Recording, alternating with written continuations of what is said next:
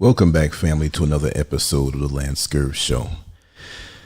You know, in life, we have so many entities around us that pull on us, that play with us, that manipulate us, and we don't even know it. And so this is why I put this piece together. Because dealing with a narcissist or several narcissists can usually go by undetected for years. Maybe you catch it early, maybe you catch it late, but it's undeniable because their playbook is the same. So in my notes, I wanted to share these thoughts personally because after listening to this, you'll probably understand who is around you that is a narcissist in the games that they play. Trust me. I've known several quite well, and it's no joke. Exposing the narcissist playbook, how to break free from their manipulation. They play a different game, and you need to understand it. If you're dealing with a narcissist, the first thing you must understand is that they are not engaging with you the way you are engaging with them. You operate under the assumption that relationships are built on mutual respect and shared understanding. That's the framework you bring to the table because it's what allows for meaningful human connection. But the narcissist doesn't see it that way. Their game is entirely different. They are not interested in a mutual connection. They are interested in power. A narcissist's primary goal in any interaction is to secure control, attention, and validation on their terms. If that means distorting reality, then so be it. If it means gaslighting you into questioning your own perceptions, they won't hesitate. If it means undermining your confidence so you become more pliable and easily manipulated, they'll pursue that with cold precision. And they won't feel guilty about it. That's what makes them dangerous. Some people believe that if they just show enough kindness, if they're patient enough, if they explain things clearly enough, the narcissist will eventually come around. That's an illusion. Narcissists don't learn through reason, discussion, or moral appeals. They learn through consequences. If you refuse to recognize this fundamental truth, you're setting yourself up for endless frustration, self-doubt, and emotional exhaustion. So, what does recognizing their tactics actually look like in practice? First, it means paying attention to patterns, not words. Narcissists are masters at saying exactly what you want to hear. They'll promise change, fake remorse, and even play the victim to keep you trapped in their web. But the real reason is, what do their actions consistently demonstrate? If there's a pattern of deception, manipulation, and disrespect, that is the truth, regardless of what they say. Second, you must understand that narcissists deploy specific psychological tactics to maintain control. Number one, gaslighting. They'll make you doubt your own reality.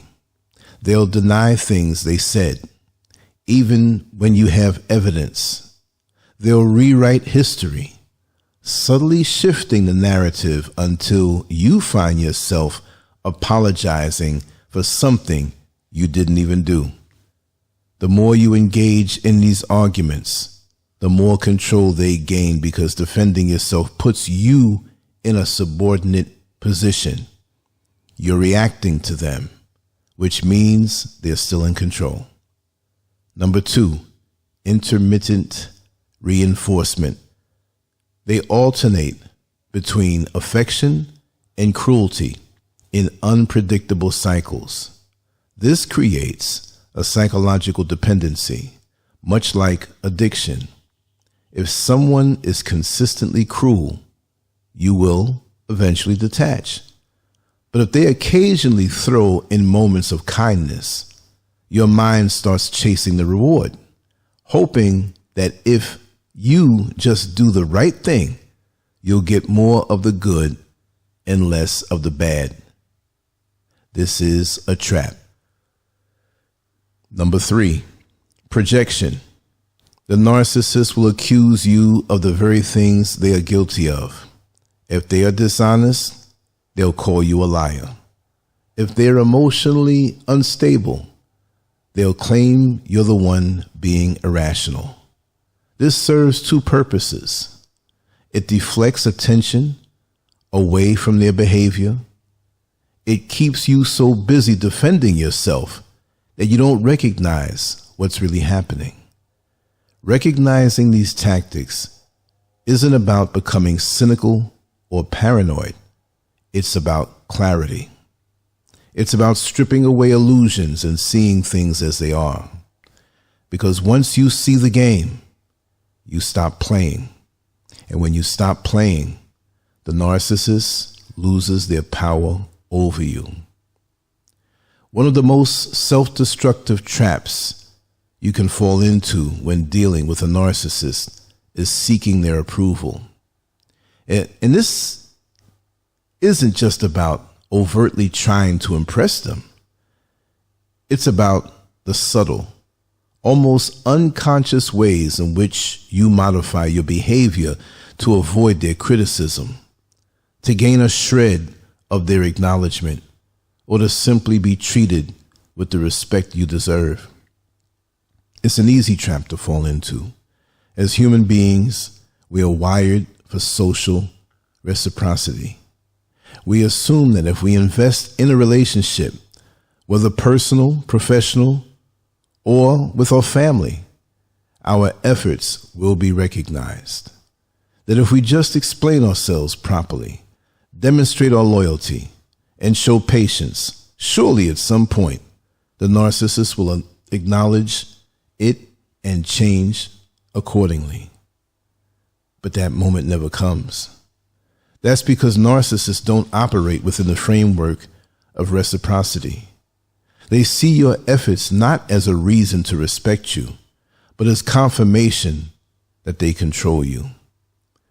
Every time you contort yourself to avoid their disapproval, you reinforce their dominance. Every time you wait for their validation, you give them power over your self-worth. And if you think there's some magic combination of words or actions that will finally make them see you for who you really are, you are wasting your time. Because with the narcissist, the goalposts are always moving. The moment you think you've done enough, they find a new standard to hold you to, one they never intend for you to meet. This is the core realization. Their inability to respect you is not a reflection of your worth, but a consequence of their pathology. A narcissist's sense of self is fragile, built on an illusion of superiority that must be constantly upheld. They cannot allow themselves to be wrong, because to do so would shatter that illusion. They cannot allow others to be truly seen or appreciated, because that would mean relinquishing control. They move through life extracting, manipulating, and diminishing others, because that's the only way they know how to maintain their inflated self-image. Once you understand this, the correct response becomes clear. Detach emotionally and psychologically, and where possible, physically, And that becomes with one critical step. And that begins with one critical step. You must stop looking to them for approval in any form. This doesn't mean being rude. It doesn't mean retaliating with cruelty. It simply means removing yourself from the psychological game they're trying to trap you in. But there are ways to take your power back. Stop justifying yourself to them. Narcissists thrive on argument because argument implies their opinion matters. The moment you start defending yourself, you've already lost, because now the conversation is framed around their perception of you rather than your own intrinsic reality. Stop explaining yourself to someone who is only looking for ammunition. We all want resolution. We all want that final moment where the narcissist acknowledges their wrongdoing. But that moment isn't coming. The more you chase it, the longer you remain ensnared in their web. The only closure you will ever get is the one you give yourself, by walking away, refusing to engage. If you have spent years, maybe decades, modifying yourself to fit the expectations of someone who is never capable of valuing you, it's time to take that power back. Your worth does not exist at the mercy of another person's recognition. It is something you define for yourself. And the moment you do, the narcissist loses the very thing that made them powerful over you in the first place. Because in the end, the most radical act of defiance against a narcissist is simple. Stop needing them to see you. See yourself instead. One of the greatest traps you can fall into when dealing with a narcissist is engaging in the endless cycle of conflict they create. You might think that if you can just make them understand your perspective, if you can finally prove your point, if you can get them to acknowledge their behavior, then everything will change. But you know what? That's an illusion. A narcissist doesn't argue to resolve anything. They argue to dominate. Their goal is not to find the truth, not to reach a mutual understanding, not even to prove they're right in any coherent way. Their goal is to keep you entangled, to keep you emotionally invested, to keep you reacting. Because as long as you're reacting, you're still in the game. And as long as you're still in the game, they still have power over you. Think about how this plays out. You bring up an issue, something they did that was disrespectful, dishonest, or hurtful. A normal person, even if they don't agree, would at least attempt to understand your perspective. They'd engage in good faith. But what does a narcissist do? They deflect. They shift the blame. They bring up something completely unrelated that you did 6 months ago or 6 years ago. They twist your words. They accuse you of being the problem. And before you know it, you're no longer discussing their behavior. You're defending yourself. That's where they win. The moment you start defending yourself, the conversation is no longer about what they did. It's about proving your innocence. They've successfully turned the tables. Now you're on trial. Now you are expending all of your mental and emotional energy justifying yourself while they sit back and watch you exhaust yourself. And that's exactly what they want. So, how do you stop this? How do you remove yourself from the psychological warfare? You disengage. You stop justifying yourself. You stop explaining. You stop trying to win a debate that was never designed to be winnable. That doesn't mean you let them walk all over you. It doesn't mean you tolerate abuse or stay silent in the face of injustice. It means you refuse to participate in a rigged game. A narcissist thrives on emotional chaos. They will do everything in their power to keep you off balance. If you say, "I won't tolerate being spoken to that way," they'll push harder just to see if you really mean it.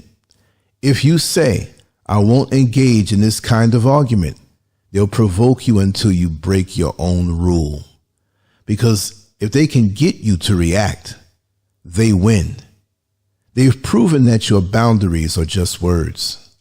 So your job is to make sure they aren't.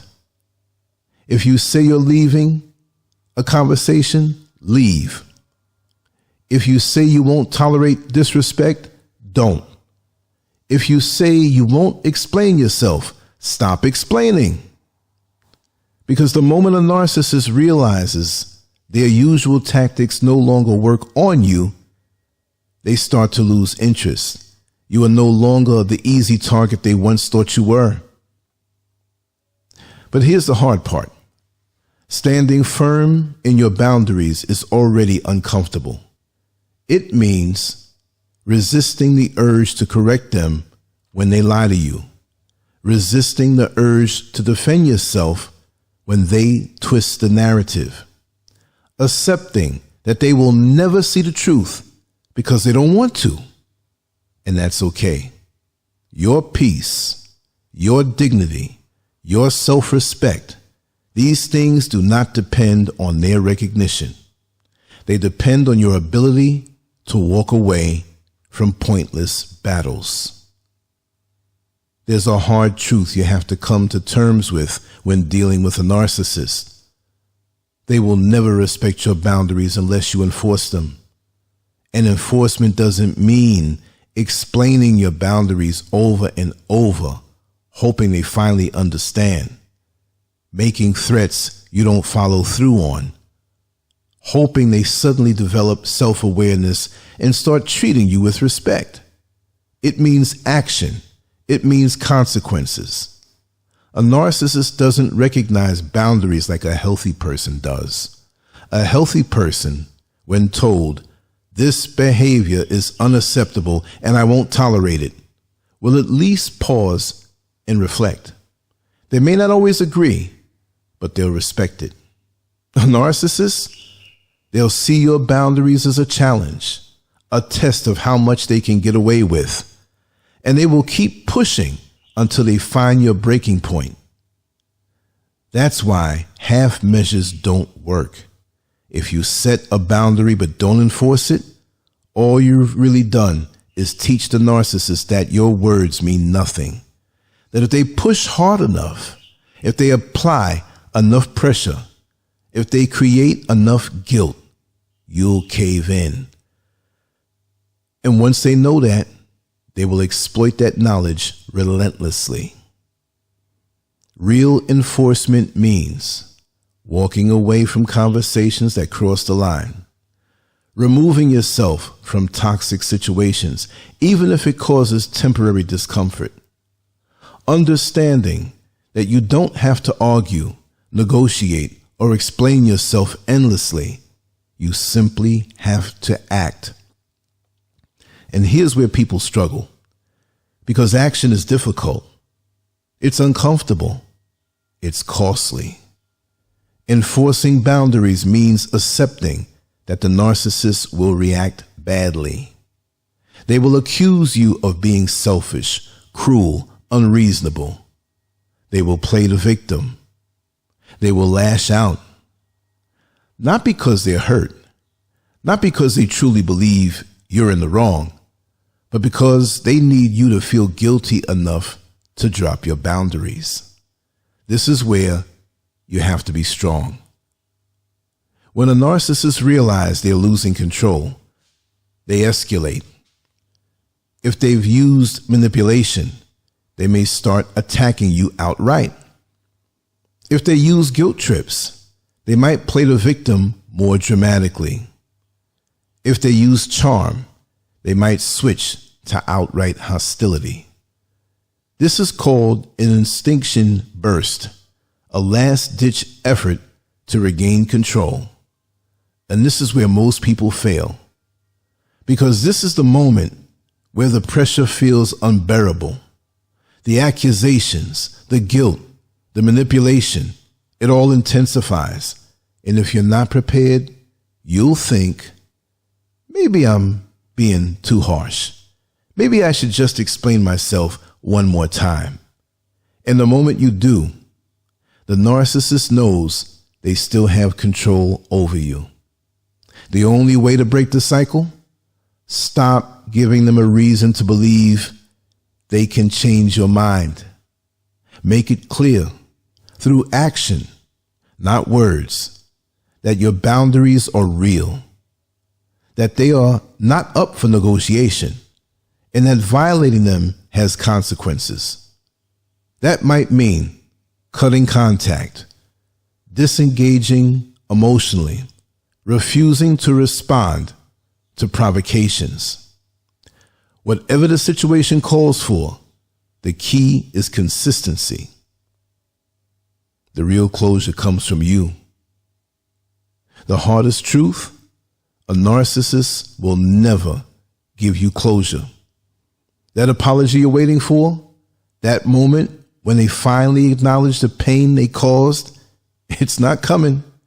Narcissists don't reflect on their actions. They don't lie, awake at night, wrestling with guilt. Their concern is not the truth. Their only concern, once again, is maintaining control. So you have a choice. You can keep chasing an apology that will never come, or you can decide that your healing is not dependent on them. The greatest revenge against a narcissist isn't proving them wrong. It's thriving without them. Because when you stop waiting for their validation, guess what? You win. I hope these words have touched you. Open your eyes if you needed to have your eyes open. I have been through this, and I feel that I know a little bit about the narcissist and how they try to steal your shine. And let me just say this in parting. You are the real thing. You have the true divine life force. You're going places. The narcissist doesn't feel they can. No matter how much they may project a certain type of success to the world, deep down, they're shallow. Deep down, they have no confidence. Even when you don't project the confidence out into the world, they can see it. They can see your life force. They can see you going places, and you cannot exist in their midst, going into the divine destiny that the Creator has for you. So they will get around you. They'll befriend you. They'll learn you. They'll learn your habits, and they'll begin to destroy you. Because in essence, the real deep reason, aside from control, they want to steal your destiny. They want to be you, but they can't be you if you still have confidence and if you're still moving towards your goals and your destiny. You must be destroyed. While they may not take a gun and snuff you or a knife and cut you until you're unalived, they want to destroy your confidence in yourself. They want to destroy that rhythm that you have toward your success, which we all have a different version of success. My version of success is not to have the biggest house, the biggest car, or the most expensive car, or the most money, or the most fame. I'm a creative. I like to spend time by myself. Although I am a people person, the people that I'm a person for is not just anybody. You got to have something within. You have to have something that you're chasing righteously. So in that respect, for the most part, I am a hermit. I don't like to be around riff-raff people. I don't like to be around people who are not pursuing something. Even if you're happy and content with maybe a nondescript life that flies below the radar, but you're taking care of your family, you're taking care of yourself. I'm cool with that. But if you come around me and I see these signs beginning to happen, trust me, at the time that I speak these words, it's not going to happen. I've taken too many setbacks and bruises, but it's made me strong. So the narcissist could never get around me again. And when you find that you're liberated because you've gotten rid of them out of your life and out of your mind, your goals will come that much faster because you don't have the dead weight of their insecurity and their attacks around you. Again, I hope you enjoyed yourself. I hope you learned something. If not, teach us. Add on to it in the comments section below. Lancescurv out. Much love to you all, and on to the next one. Peace. Lancescurv.com. Bold, raw, and uncut.